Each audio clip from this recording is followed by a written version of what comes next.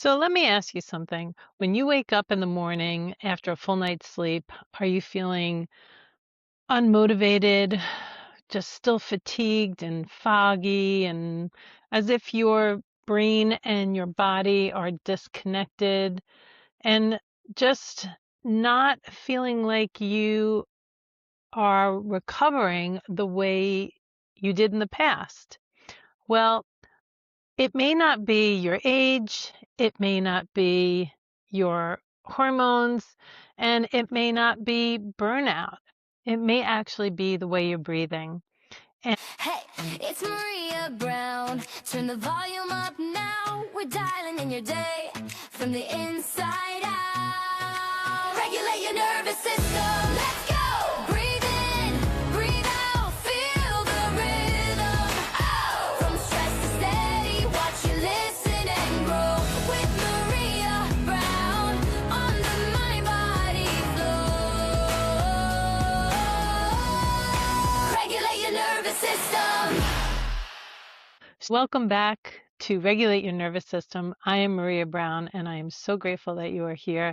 And I'm really excited to talk to you today about the oxygen advantage and why less air can build longevity.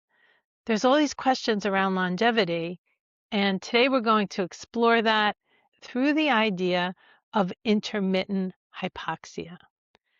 It is one of the most powerful and possibly misunderstood life-changing tools that is connected to your brain power, to your energy, your nervous system, and ultimately for longevity. So, what is intermittent hypoxia? Intermittent hypoxia is a fancy phrase for what happens in our body when we are holding our breath. Basically, what happens when you hold your breath is oxygen goes down and carbon dioxide goes up in your body. So, what most people don't know is that our body is actually designed for that, for these short periods of low oxygen environment.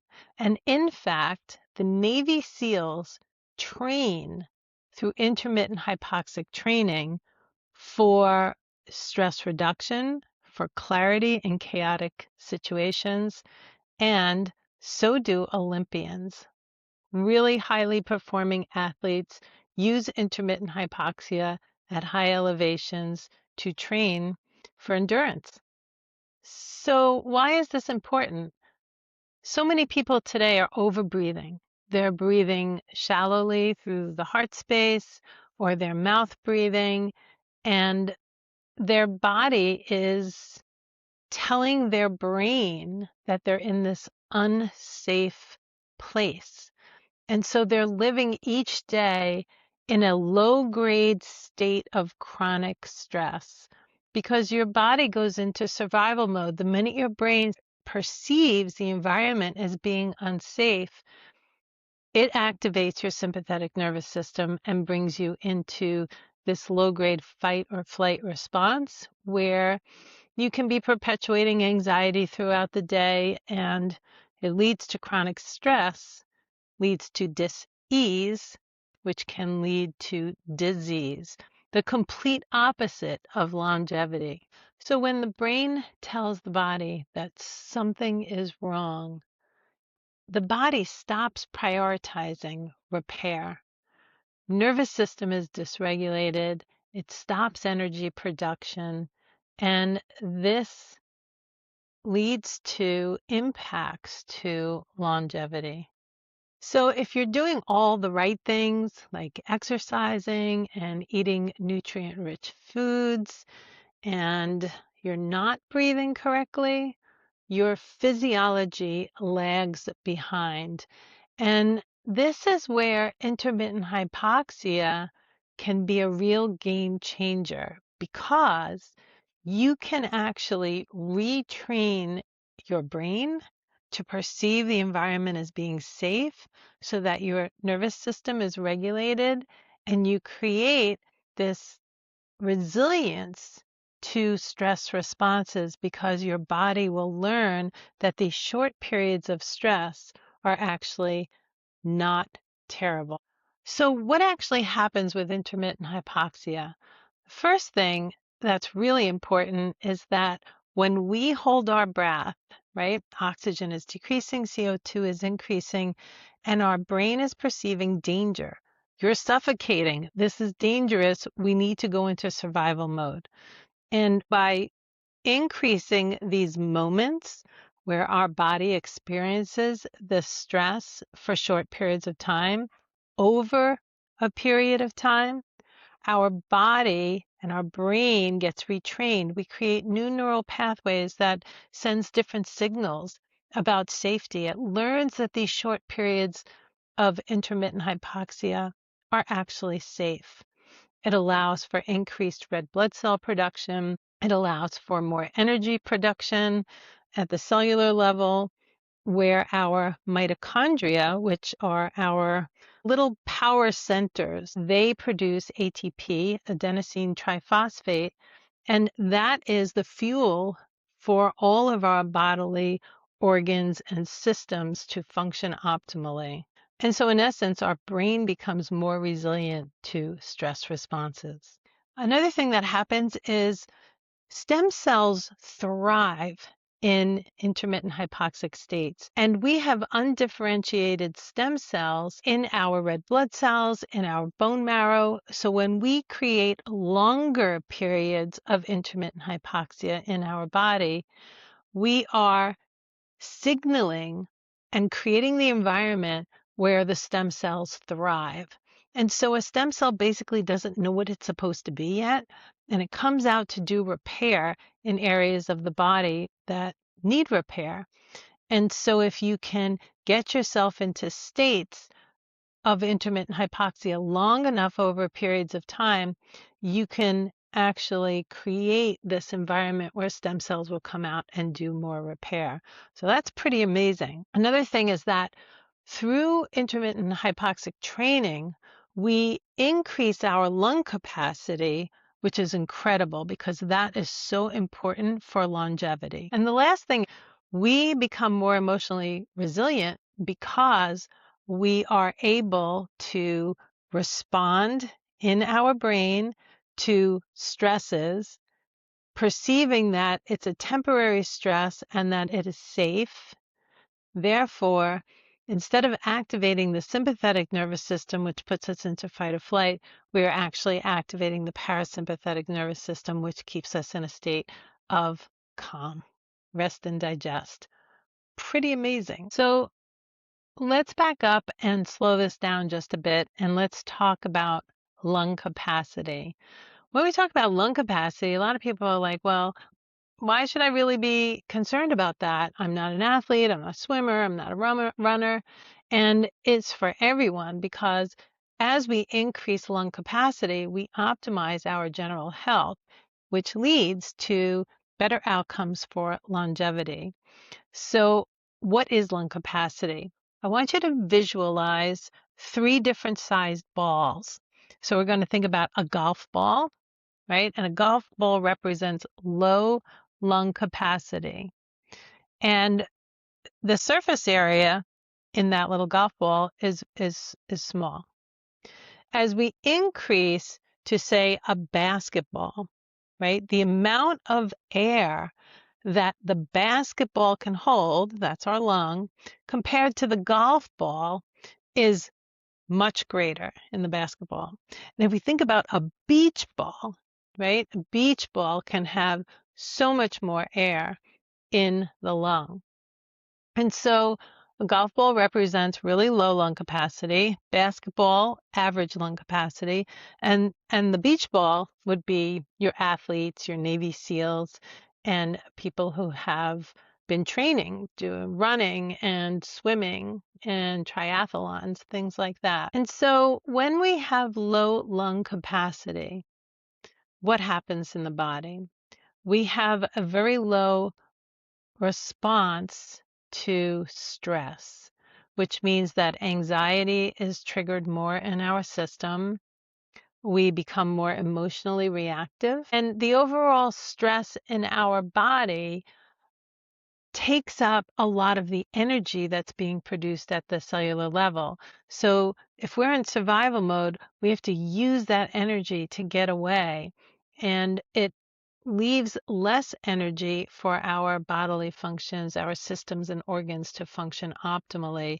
If we are in this survival mode all the time, it's actually using much more of our energy stores. And so this is our physiology. The really good news is that we can retrain, we can reframe our neural networks to perceive environments of safety during these intermittent periods of stress in our body. And you can do it in just 6 minutes a day. And I'm going to tell you how in just a little bit. So what does intermittent hypoxia actually do in the lungs? If you think about a lung has these little air sacs called alveoli, and they allow for gas exchange. Now, if you have small lung capacity and you can't hold a lot of air, you also have smaller surface area, the gas exchange that goes through that allows for oxygen to be delivered efficiently to your cells and tissues and organs gets decreased. And also, intermittent hypoxia will increase the flexibility of our lungs, and it will also increase the power of our lungs by increasing the muscle strength of the tissue. So simply stated, the lungs become more flexible, more efficient, and more powerful. And why is this important? It's so important because the number one trigger to our brain for safety is, can I breathe? And when the answer is no, the brain perceives that unsafe situation and your nervous system gets totally dysregulated and you go into fight or flight. When the answer is yes, the brain perceives a safe situation and the parasympathetic nervous system becomes the dominant nervous system that allows us to stay in rest and digest. So we have the ability to totally take back our own power and regulate our nervous system through the power of our breath. And we can retrain our brain and our body through intermittent hypoxic training to self-regulate. So one of the really cool things about intermittent hypoxia is that it increases our CO2 tolerance, which is directly connected to our emotional regulation.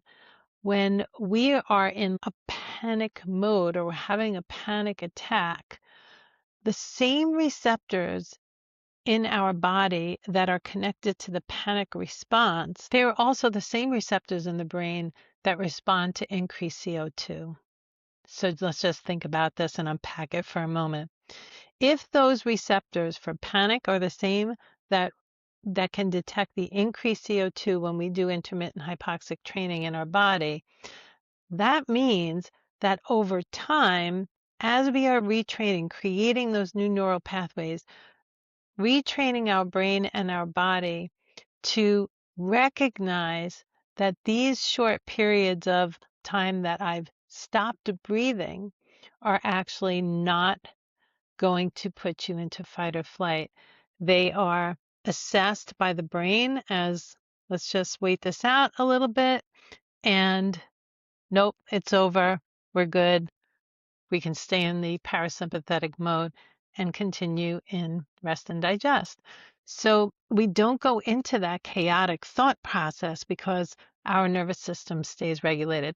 So what it's doing is building resilience. It's building resilience in the body, and it's building resilience in the brain and the chemical neural pathways. Okay, so let's go back to the Navy SEALs.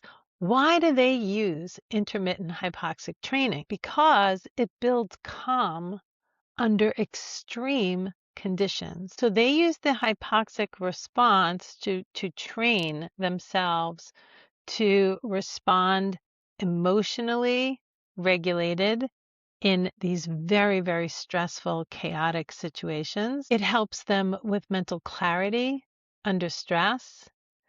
And it also allows for building resilience in their physical stress response. So they recognize that in these situations, the breath is really the only thing that they can control. And having been trained, they know that they can regulate their nervous system so that they can respond in the best way possible to remain present during these very extreme circumstances that they encounter. And so here's the part I love. It was good enough for the Navy SEALs. It's good enough for us. It's good in your life, in your business, in parenting, in teaching, in healing, in stress control, and in leadership. So again, if you have 6 minutes a day to start, I'm going to show you shortly. It'll only take 6 minutes a day. But before we do that, I want to go back and revisit Olympians and high performance athletes. So why do they use intermittent hypoxic training? Back when the Olympics were in Mexico, Olympian athletes started training at high altitudes. And they started doing that so that they could increase red blood cell production. They did it for building endurance and building resilience so that their recovery rates would increase. And as a result, oxygen flows through and to their cells and tissues much more efficiently. So when your body learns to perform with decreased oxygen, everything else becomes easier. So as we increase resilience, we therefore increase longevity. So here's how you can begin your own intermittent hypoxic training if you have just 6 minutes a day. We begin with rhythmic breathing.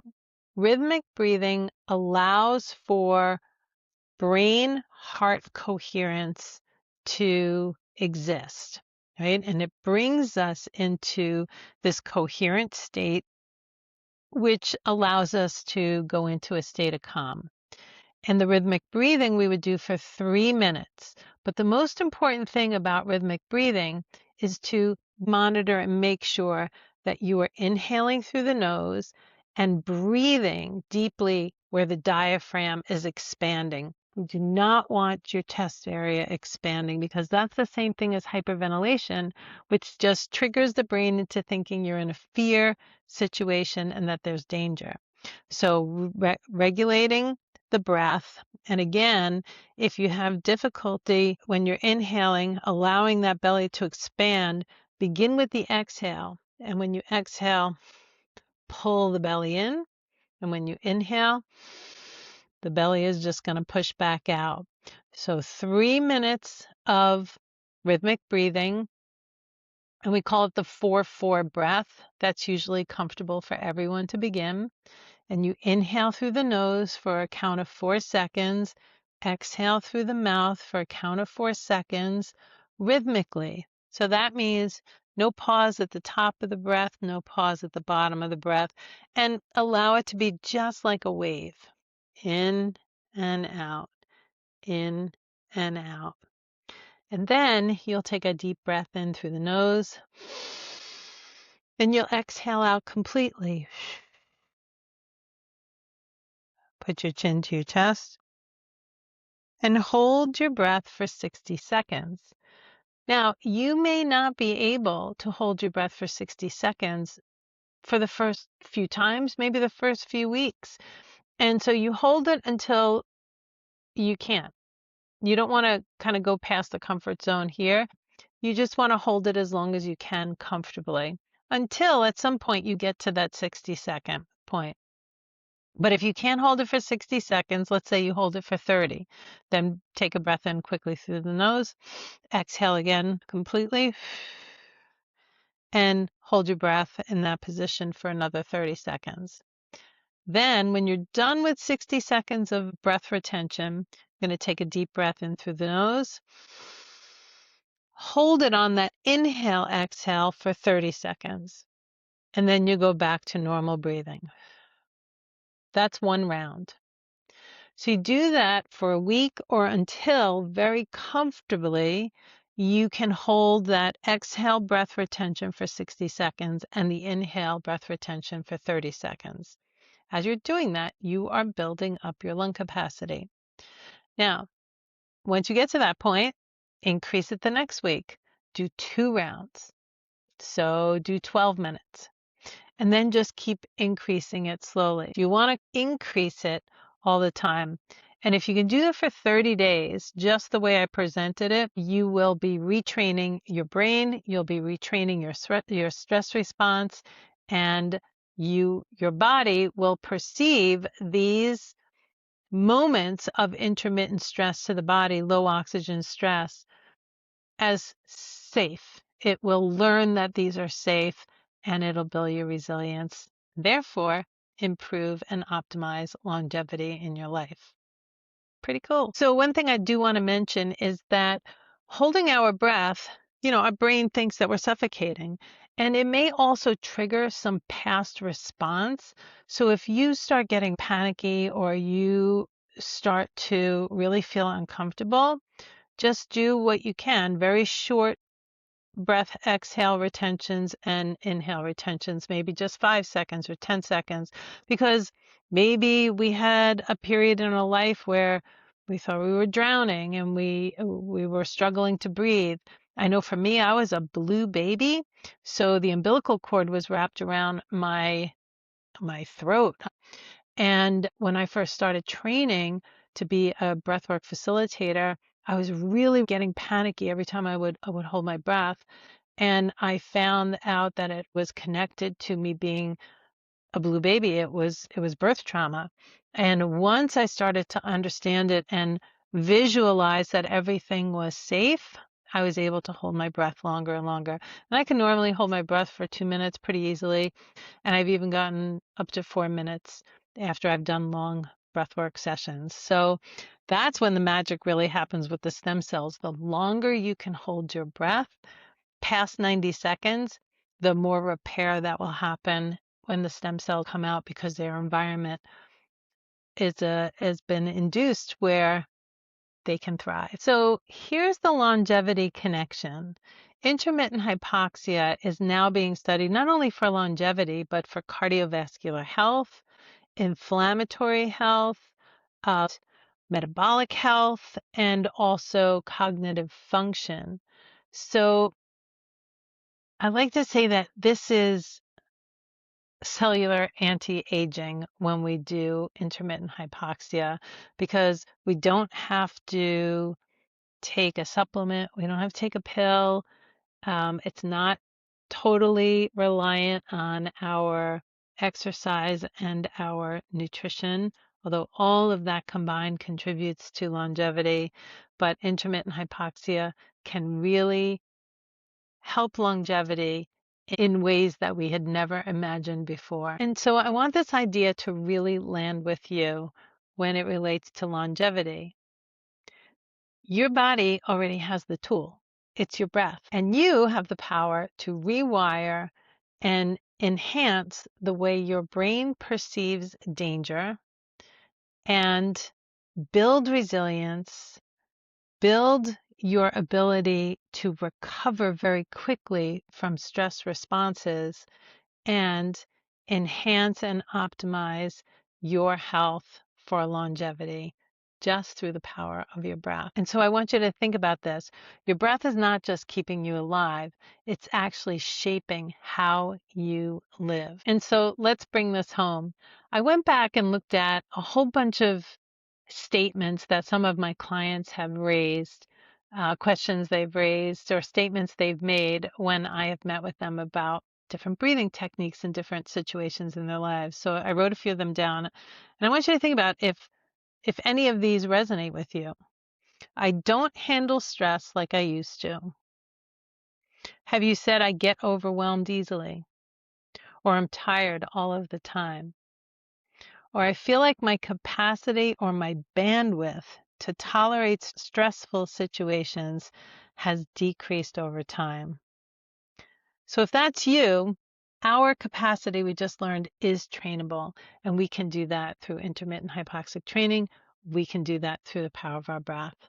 So if this episode resonated with you, if it brought a wow moment to you, or a moment that just said, hey, this actually makes sense, I get it now, please subscribe, share, like, comment. I love interfacing with everyone. And you can also join me on some free webinars the first 3 Wednesdays of the month from 10 to 11:30 a.m. Eastern Time. And you can find those registration buttons in my link tree. You can coach with me. I do group coaching, and I have short programs where I work with people for 4 to 6 weeks. But also, if you have a group where you'd like me to come do a workshop or come as a speaker, just keep me in mind. You can contact me at maria@serenitywellnessandcoaching.com. So until next time, your nervous system regulation is the gift that you can give to the world. Have a beautiful week. I am so grateful for you being here, and I will see you in the next episode.